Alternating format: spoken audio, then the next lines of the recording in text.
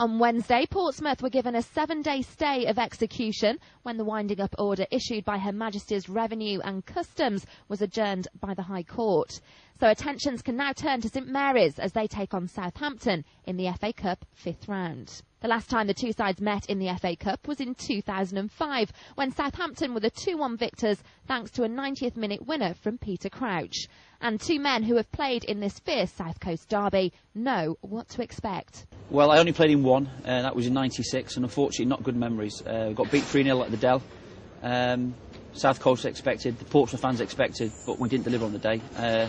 And that's what the players, obviously with this game coming up, have got to deliver, because if you don't, there's disappointment only personally for yourself, there's also disappointment obviously for the club and the fans. So you've got to make sure that you're right on the day, mentally, physically as well. Nationally it's maybe not one of the high list of derby games, but to anybody living in the area down on the South Coast, it's a massive rivalry, and it'll be a huge occasion when the two teams meet Saturday. It is a derby, and if any of them Pompey players think they're going to turn up to St Mary's and just go out there and think that it's just enough just to go out on the pitch because we're maybe better players overall and get a victory, they're sadly mistaken. A trip to Wembley for Southampton is guaranteed after their Johnston Paint Trophy win over MK Dons midweek. It's also 8 games undefeated for the Saints, which has led to praise for manager Alan Pardew. Successive relegations into this League One football now was obviously a big blow to the city and the club. But I think fans are enjoying now seeing a side that's winning, seeing a side that's playing some decent football. And the confidence that builds within the side is spreading to the terraces, and everybody's optimistic about the coming seasons now.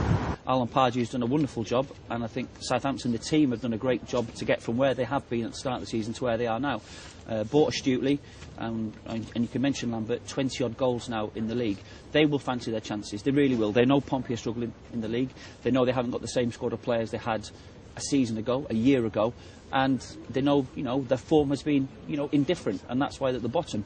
So for 2008 FA Cup winners Portsmouth, a place in the quarter-finals of this year's competition should be on the cards. But despite Southampton's lower standing in the league pyramid, morale is high at St Mary's. And with Pompey engulfed in turmoil off the field, this could be the most thrilling South Coast derby to date, but possibly also the last one. Lindsay Hooper, Sports Extra. It's a massive game for us.